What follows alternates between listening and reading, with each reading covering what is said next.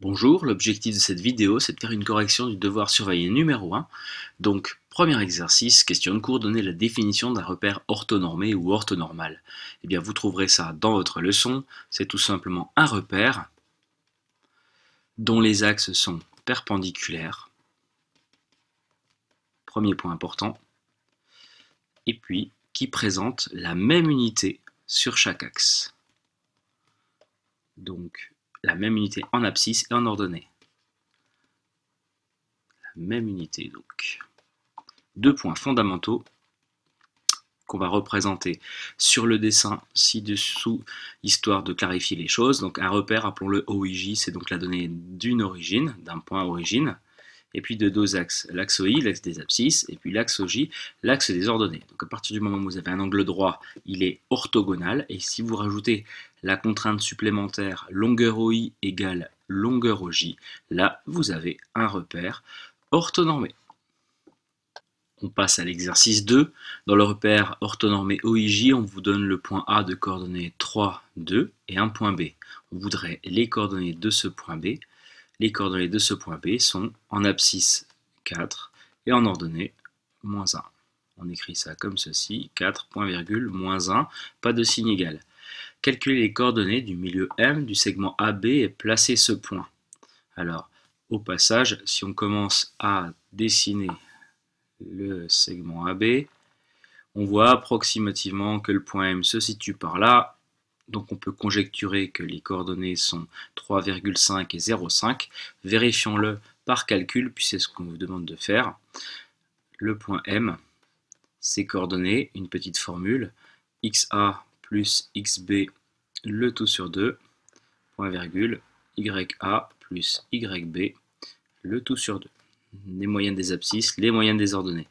Ce qui donne, quand on applique ceci, XA c'est 3, XB c'est 4, que vous coupez en deux, YA pardon, c'est 2, YB c'est moins 1, divisé par 2.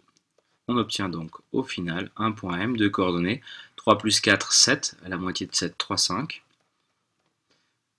Et puis en ordonnée, 2 plus moins 1 ou 2 moins 1, ce qui fait 1 divisé par 2, 0,5. Voilà les coordonnées du point cherché. 3,5, 0,5. C'est bien ce qu'on avait placé ici. 3,5 et 0,5 en ordonnée. Le petit codage pour signifier que c'est le milieu. On continue. Construire le point A' symétrique du point A par rapport à I. Alors le point A est ici. Le point I est ici. Comment faire pour avoir le symétrique du point A par rapport à I? Pour aller du point A au point I, on fait 2 carreaux vers la gauche et puis 2 carreaux vers le bas. On recommence ce chemin. 2 carreaux vers la gauche, 2 carreaux vers le bas. On obtient le point A' qui est ici. On l'a construit. On veut ses coordonnées. On les donne ici. Le point A', ses coordonnées, ce sont donc en abscisse moins 1 et en ordonnée moins 2. On continue, question 4. Calculer les coordonnées du point B' tel que I soit le milieu du segment BB'. Alors cette fois-ci, le problème est légèrement différent puisqu'on a une extrémité B, on a le milieu I, mais on n'a pas la deuxième extrémité B'. Alors, visuellement, sur le dessin, on peut peut-être déjà émettre une conjecture. Si vous avez B ici, le point I ici, où va être le point B'? Je procède un peu de la même manière. 1, 2, 3, 3 carreaux vers la gauche et 1 vers le haut pour atteindre I. 1, 2, 3, carreaux vers la gauche et 1 carreau vers le haut. A priori, ici, j'ai mon point B'.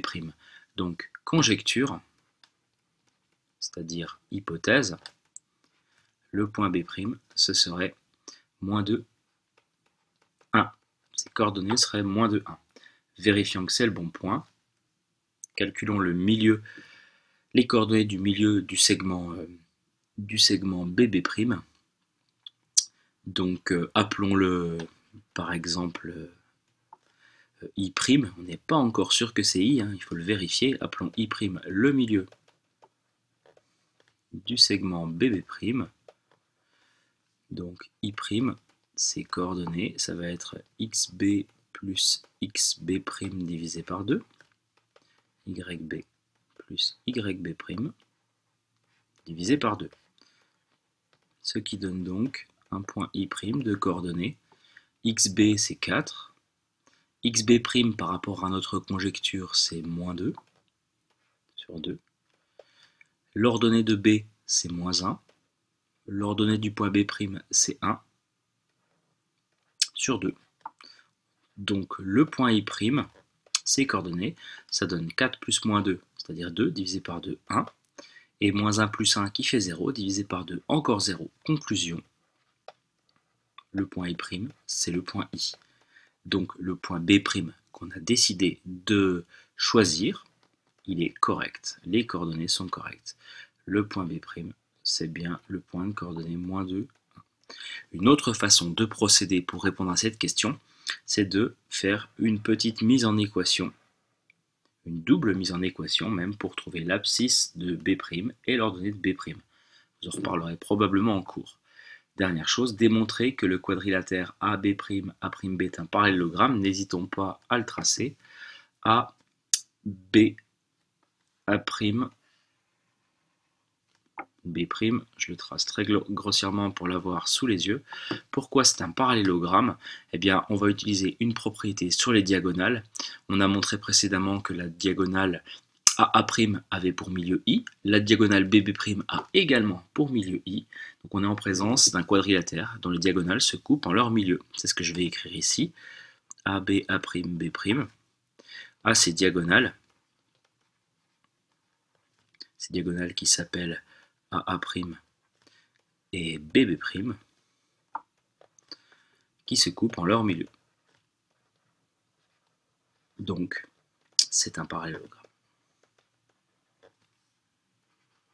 Attention à l'ordre des lettres, toujours. AB, A', B' est un parallélogramme. C'est tout pour l'exercice 2. Dans cet exercice 3, on a un repère OIJ orthonormé et on vous demande de placer 3 points A, C et T de coordonnées données. Donc j'ai déjà placé les 3 points. Le point A, déjà, de coordonnées moins 1,2 en abscisse, donc moins 1,2, et puis 3,6 en ordonnée. Le point C, moins 2,2, 1,2, et puis le point T, 1, 2, 3, 4, 5, 6 en abscisse, et puis 0,6 en ordonnée. Donc voilà pour le placement des 3 points. On vous demande ensuite de calculer la longueur du segment AT. Donc c'est une formule du cours. La longueur AT est égale à racine de xt moins xa, le tout au carré, plus yt moins yk, le tout au carré. On peut ne pas mettre la grosse racine sur ce calcul, en échange de quoi on met un carré sur AT. Donc on va calculer déjà AT carré avant d'avoir AT. Je remplace les coordonnées par leur valeur numérique. Xt c'est 6, xa c'est moins 1,2, donc ça fait 6 moins 1,2, le tout au carré, plus 0,6 moins 3,6, le tout au carré. Je vous laisse taper ceci à la calculatrice. Quand vous appliquez ce calcul, vous trouvez une valeur de AT carré égale à 60,84. Conclusion, AT, la longueur du segment, c'est racine de 60,84. Et à la calculatrice toujours, racine de 60,84, ça fait pile 7,8 unités de longueur. Donc le résultat de cette question. Dernière question.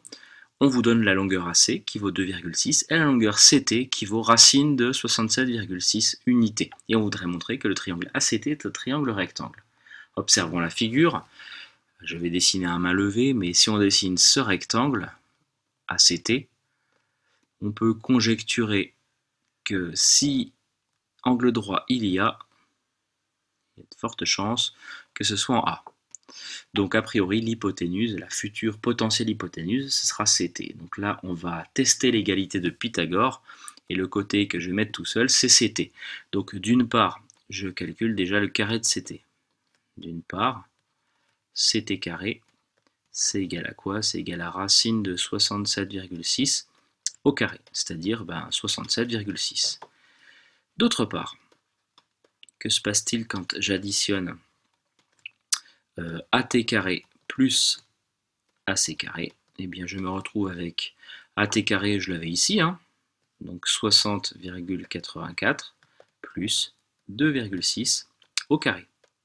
2,6 au carré, ça fait 6,76. Je me retrouve donc avec ça, plus 6,76, qui donne 67,6.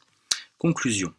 Eh bien, je peux maintenant confirmer que ces deux valeurs, elles sont égales. Conclusion. Je ne le savais pas avant, mais AT carré plus AC carré, eh bien par rapport à CT carré, c'est égal. Ça signifie que l'égalité de Pythagore est vérifiée. L'égalité de Pythagore est vérifiée. Donc, votre triangle est un triangle rectangle. Le triangle ATC est rectangle. En quel point? On essaie toujours de préciser. Ici, c'est en A. Voilà pour la fin de cette correction.